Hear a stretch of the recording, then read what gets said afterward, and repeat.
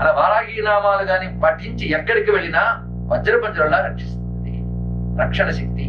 అలాంటి వారాహి నామాలు నమస్కారాలతో సహా ఒకసారి చెప్పుకుందాం. శ్రీ పంచమ్యై నమః, శ్రీ దండనాథాయై నమః, శ్రీ సంకేతాయై నమః, శ్రీ సమయేశ్వర్యై నమః, శ్రీ సమయ సంకేతాయై నమః, శ్రీ వారాహ్యై నమః,